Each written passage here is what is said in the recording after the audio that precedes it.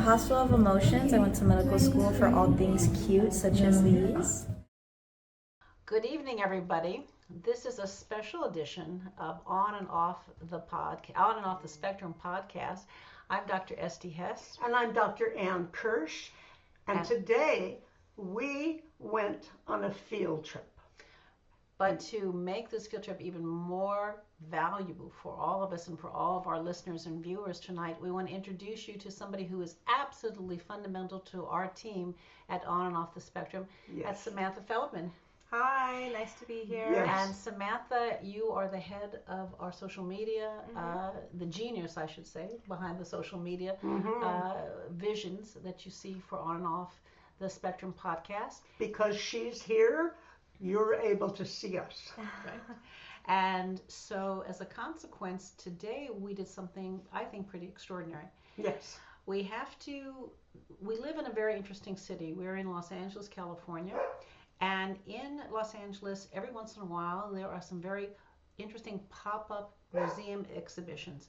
And the one that we went to today was called the Hospital of Emotions, which is the old St. Vincent's Hospital in downtown Los Angeles that has been converted to an art installation with 70 artists taking individual rooms and making them I specialized on a variety of different emotional subjects having to do with physical and mental health. It is amazing. It's remarkable. And what is the most exciting among many things is that when we found out about this, we couldn't get tickets fast enough because it is 70 rooms in one wing, so I don't scare anybody if they know the hospital, you're not dashing all around the hospital. But from the moment you check in, the woman behind the desk gives you a pink we all have wristband, right? And you wear that throughout the entire excursion. You can stay as long or as short as you want, get tickets ahead of time, which is what we did. And what is remarkable I think to Dr. Esty and me is certainly the fact that what we do every day is we talk with people about their emotions, about how they hold themselves together emotionally, how things can slip out emotionally. It's true for every human being on this planet, is how do we deal with our emotions. So here we find that there is a pop-up exhibit that is so exciting because every room has been assigned to an artist, and every artist has had the ability to design it in whatever way they wanted. Now, behind the scenes, I'm pretty sure they were given the kind of emotion that they wanted to do, or what they wanted to, demonstrate. But from that point on, the artists were on their own, and they could plant things, they could grow things, they could paint the walls, the floors, the ceilings. And they did. And lots of stuffed animals, and all of this along the lines of how do I feel about, what are some of the things that you remember? Jealousy, compassion, anger, Yes. joy, variety of different emotional And so states. they had different sections, right? So Right. they had, the first one was resilience. Yes, different floors. Third floor, I'm looking here. This is what they hand you when you come in. Yep, the map. This is your map. So we started at the top. At the top, which is 6th floor, resilience department, joy department.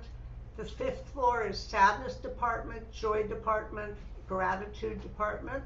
The 4th floor is hope department, compassion department, anger department. And the 3rd floor is love department, anger department, and then you exit through a gift shop. And as you do in most hospitals. So what did you guys think Exactly. about that categorization of how they did the emotions? Like, is that a typical categorization of? I think, for myself, I began to feel very sad, regardless of whether I was in the joyous section or the compassion or the resilience. It was, first off, there are so many exhibits, it was a little bit overwhelming. We were there probably about 2 hours, and I would say, if I could give a recommendation, I would say do it twice, because you need time to process. And I would love it if if they gave you like a half price off for a second arrival or something, but that's Yeah. for this company to Yeah. decide. But I began to feel pretty sad, because I think they devote a lot of time to joy and compassion, resilience, but the particular exhibits that showed sadness, jealousy, anger were few but so powerful that it really touched me in Right. multiple ways. We went out to this exhibit, and then we all went out to dinner together, and we were reflecting how each of these rooms made us think about a different personal experience having to do with someone who was hospitalized or had a devastating illness, or had passed, that was part of family or friendship experiences, and what that provoked in me. So I would say that I kept saying to you, Ann, I'm feeling really sad. Right. You know. Right. And I didn't feel as much sadness, although it certainly was there for me.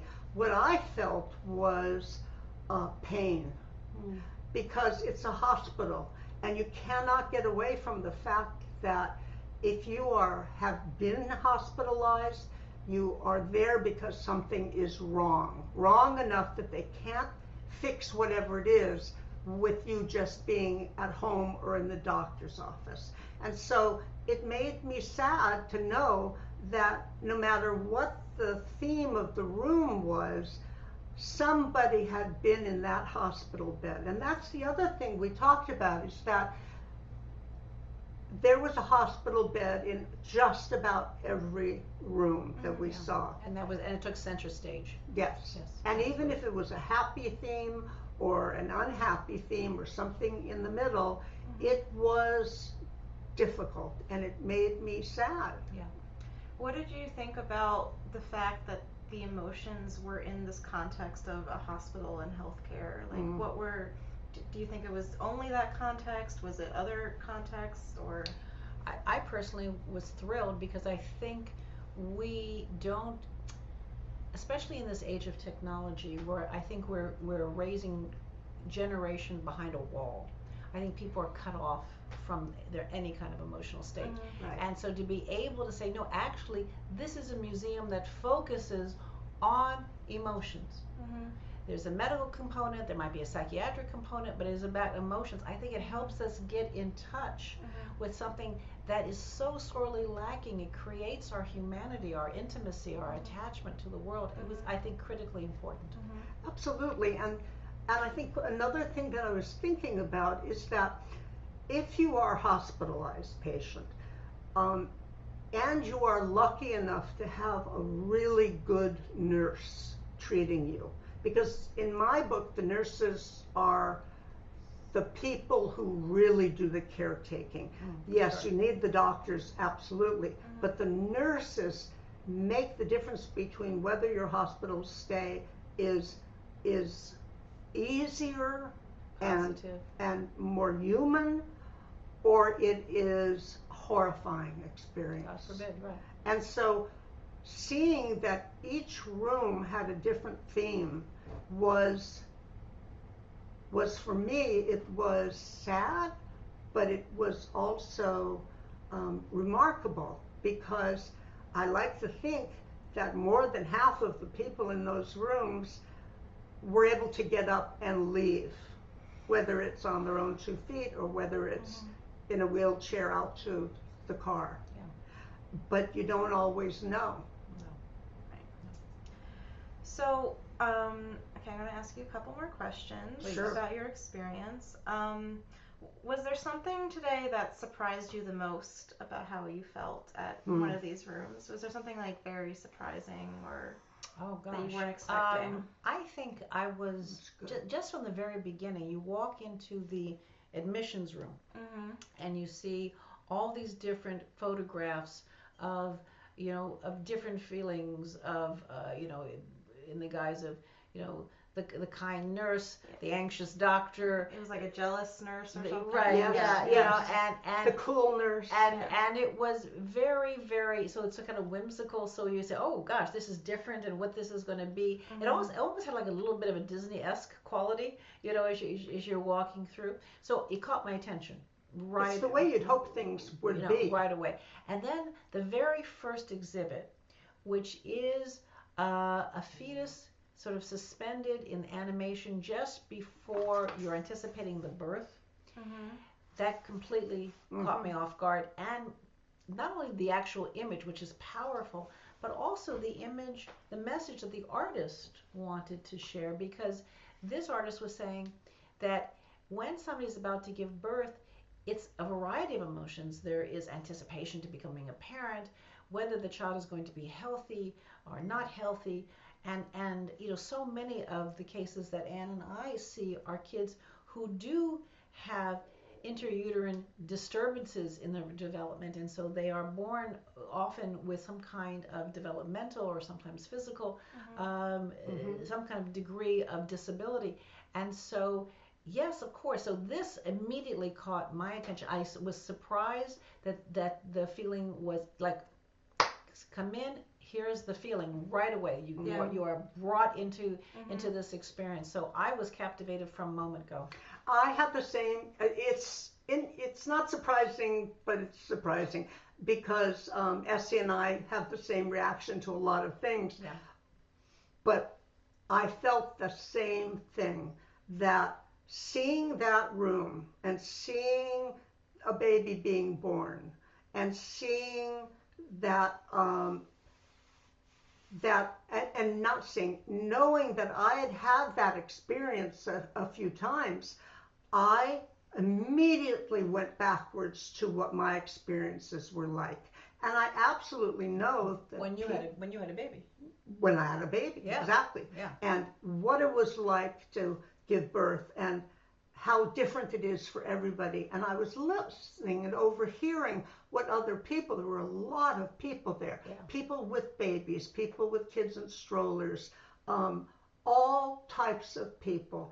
And there were a lot of people kind of hanging out in the hallway in front of the door to that room, because even if you haven't had a child of your own, you were born. You've heard the stories that your mother or someone has told you about that experience. These are the stories that people tell all the time, especially women will talk to one another about it. And it really caught me off guard that I went so immediately, so far back. And here I am, a therapist, and I know that can happen all the time, and yet I was caught off guard. Yeah, and so it triggers. It absolutely catches you from the moment. Because we're human beings, Absolutely. Thank you for answering. Please. Was there an exhibit today that reflected something you see in your professional life very often, or something that you work on with your clients very often, something that could directly relate to their experiences? Goodness gracious. Well, I see kids who have all kinds of different developmental or regulatory challenges. I have a subgroup of kids who are cancer survivors. And this is such a precious group of people who come to see me because they are warriors and survivors. But there was one exhibit where basically you see this beautiful, beautiful, long pink hair, lots of it, that has been clipped away and is sort of draped over a series of walkers, and it looks like a oh gosh, I'm saying not wheelchairs, but crutches. Walkers and crutches, crutches right. throughout the room. And it was my association of the kiddos that I've worked with who've had to lose their hair because in anticipation for the effects of chemotherapy. So I was really drawn to that one and thought about all the kiddos who I've seen who, with their parents, have struggled to make the loss associated with the cure of cancer palatable enough to keep going towards success. Yeah. It is a heartbreaking thing. We both work with children and adults also, but it is a special and heartbreaking thing when a parent brings their child in and finds out that they have cancer or some other disease. Yeah. And because chemotherapy, we have to remember, is used for things other than cancer. Oh, remember also, Anne, there was that wonderful exhibit. It's a teddy bear, a very large teddy bear that had rips in it. Yes. And needed to have a needle and thread to sew it back up together. And the needle was enormous, half the size floor to ceiling. Right. And somebody made that. And then the thread was thick pieces of yarn, and it was used to sew it back together. And I Giant bear. I remember turning to Anne and I said, "That's us. We sew the wounds back together. You know, the emotional wounds." That's right. And so I was touched by that. But that was, I think that also touched both of us. Yeah. Yes. Because you work with people that are going through that pretty regularly. We work with individuals, kiddos who have been torn. You know, there are rips in their souls and in their development and in their psyche, and our job is as best as we can to sew it back up and make them as whole as possible. Right. I remember a young woman, young teenager, who found out that she had a small cancerous spot in the front of her brain. It was something that could be gotten to and removed, thank God. But the shock of this for a 13-year-old girl, for the mother, the father, the grandparents, the whole entire family, the shock of this was shocking to me because I've known the family for a long time. And the only person in the room, in my office, who wasn't shocked was the girl herself. And when I said to her, everyone here is on edge and worried about you, and you're a smart cookie, you're picking this up. And she said, yes, I've been picking it up for a couple of weeks now. And I said, well, how do you feel about this? What are your reactions to this? And she said, somebody has to be the mature one. Oh, goodness. Somebody has to be the one who can stop worrying and just do what is needed. Well, I looked around at the mother and father. I just kind of scanned the room. I didn't say anything. What I was thinking was out of the mouth of babes. I didn't say anything, and everyone in her family that was in my office had tears. What wisdom. Vivid tears. What wisdom. Yes. And this young lady is brilliant. She's now out of college. They got it all. They did chemo. It was a real blessing. They found it when they did. And this girl is out of college, and she, occasionally we talk to one another, and we'll play that game. Do you remember when? And sometimes, usually it's about, do you remember when this happened when I was little? Because I've known her since she was a little girl. Sometimes it's about, do you remember when my family was driving me crazy because they couldn't hold on to their emotions and I had to be the grown-up in the room. And what do I say? I say, I remember that, and you did have to do that. Do you remember what your mother said, though, after that session? At one point, she said, no, I don't remember. What did she say? She apologized to you for you having to be the grown-up in the room. So you can see, Sam, that these exhibits have provoked so much feeling, both, I can only imagine, in persons who are going through different elements of psychiatric or physical trauma and tragedy, but also for the caregivers, who are containing and moving forward this into a place of health. That's right. This is a marvelous exhibit that does on both ends. It really captures that feeling. Yeah. This exhibit is at Saint Vincent, yeah. And it is absolutely remarkable, as we've been speaking about. And everyone who's listening, put your friends together and your checkbook and go and see this exhibit, because you will not only be flabbergasted by what's unfolding right in front of you, but you will think about yourself in a different way. You will think about who you are now and who you have been throughout your life, and that's a good thing to do. Absolutely. Okay, so thank you. I'm going to ask you some questions that are this or that. Okay. Okay, and then you can give a reason for your answer. Sure. Okay, so which emotion is harder to deal with, anger or sadness?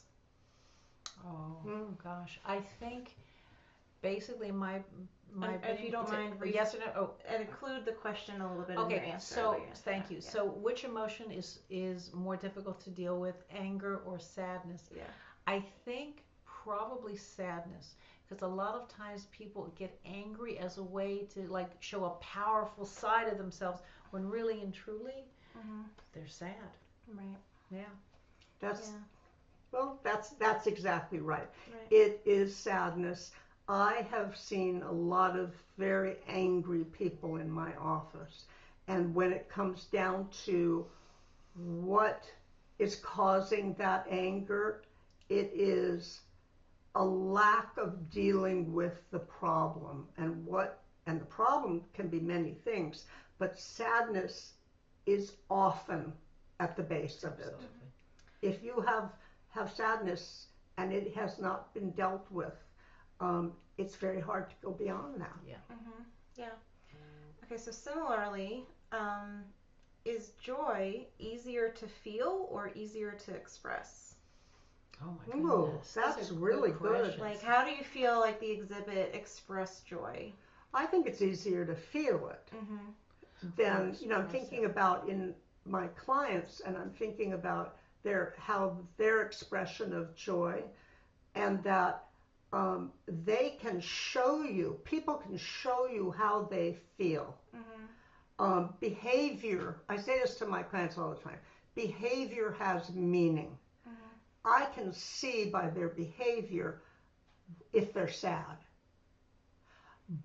But if it is something else, then they have to use their intellect. They have to be able to speak about it. That's often much harder. Ken, I'm going to answer the question a little differently. So you want to know what's easier how do you deal with joy? Do you express it? Do you reflect it? What I immediately thought about is this wonderful Disney film, or maybe it's Pixar, I don't remember. It's called Inside Out. It was the film of emotions. I love that. And at one point, the feeling of joy is in conflict with the feeling of sadness.